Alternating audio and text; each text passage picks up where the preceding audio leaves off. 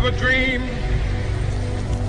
that one day on the red hills of Georgia, the sons of former slaves and the sons of former slave owners will they be able to sit down together at the table of brotherhood. I have a dream that one day even the state of Mississippi, a state sweltering with the heat of injustice, sweltering with the heat of oppression, be transformed into an oasis of freedom and justice. I have a dream. My 4 little children will one day live in a nation where they will not be judged by the color of their skin, but by the content of their character. I have a dream today. If you can't fly, run. If you can't run, walk. If you can't walk, crawl, but by all means, keep moving.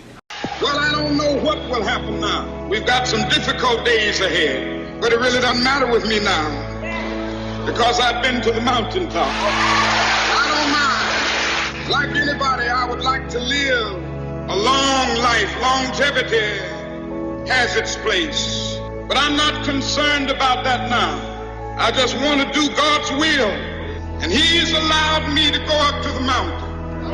And I've looked over and I've seen the promised land. I may not get there with you, but I want you to know tonight that we as a people will get to the promised land. So I'm happy tonight. I'm not worried about anything. I'm not fearing any man. Mine eyes have seen the glory of the coming of the Lord.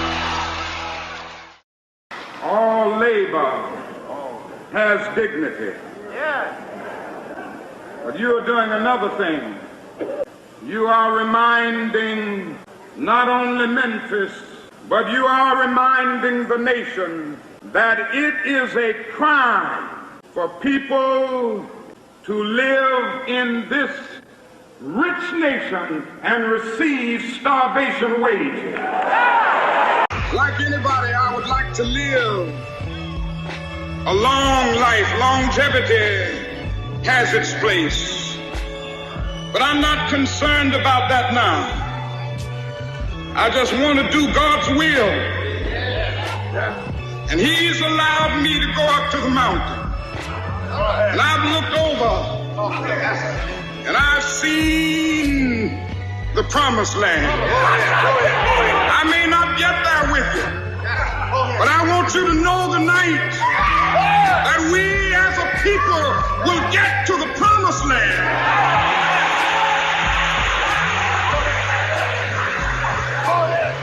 So I'm happy tonight. I'm not worried about anything. I'm not fearing any man. Mine eyes have seen the glory of the coming of the Lord.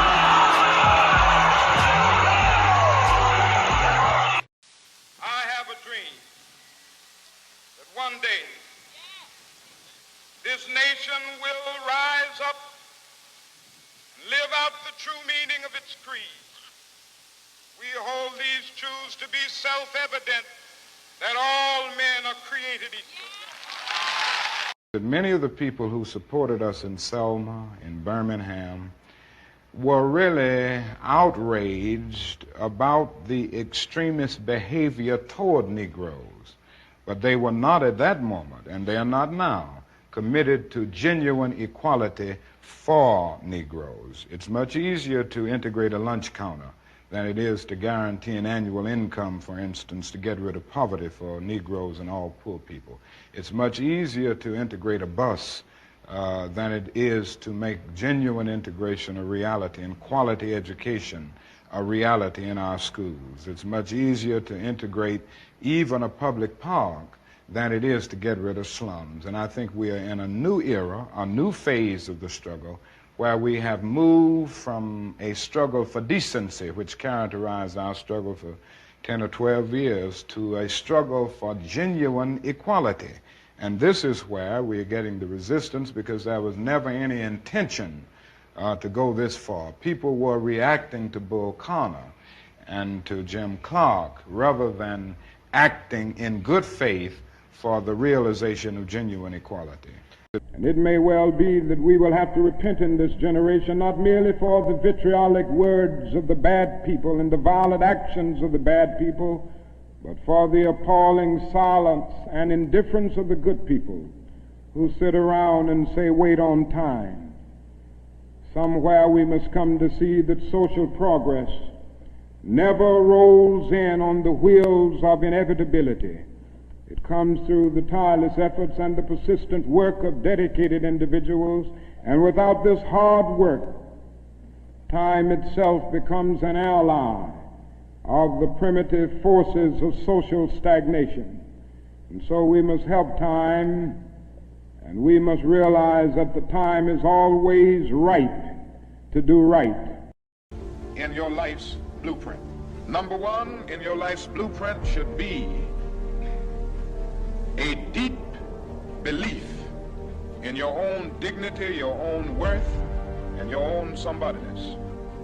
Don't allow anybody to make you feel that you are nobody. Always feel that you count. Always feel that you have worth. And always feel that your life has ultimate significance. Secondly, in your life's blueprint, you must have, as a basic principle, the determination to achieve excellence in your various fields of endeavor. You're going to be deciding as the days and the years unfold what you will do in life, what your life's work will be. Once you discover what it will be, set out to do it, and to do it well.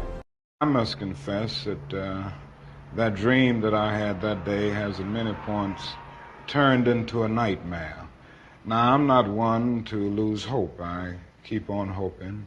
I still have faith in the future. But I've had to analyze many things over the last few years, and I would say over the last few months.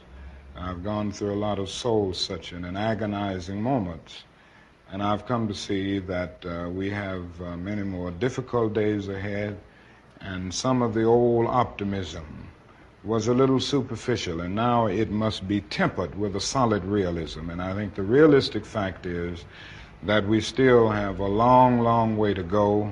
I think the biggest problem now is that we got our gains over the last 12 years at bargain rate, so to speak. It didn't cost the nation anything. In fact, it helped the economic side of the nation to integrate lunch counters and public accommodations. It didn't cost the nation anything to get the right to vote established. And now we are confronting issues that cannot be solved without costing the nation billions of dollars. Now, I think this is where we're getting our greatest resistance. They may put it on many other things, but we can't get rid of slums and poverty without it costing the nation something. What is it about the Negro? I mean, every other group that came as an immigrant somehow, not easily, but somehow got around it. Is it just the fact that Negroes are black? White America must see that no other ethnic group has been a slave on American soil. That is one thing that other immigrant groups haven't had to face. The other thing is that the color became a stigma. American society made the Negro's color a stigma. America freed the slaves in 1863 through the Emancipation Proclamation of Abraham Lincoln, but gave the slaves no land or nothing in reality, and as a matter of fact, to get started on. At the same time, America was giving away millions of acres of land in the West and the Midwest, which meant that there was a willingness to give the white peasants from Europe an economic base.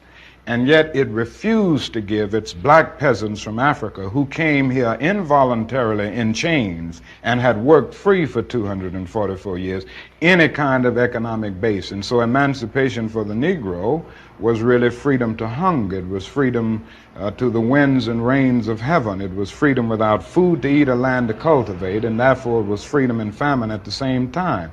And when white Americans tell the Negro to lift— Oh, yes, we had a very good discussion on many matters.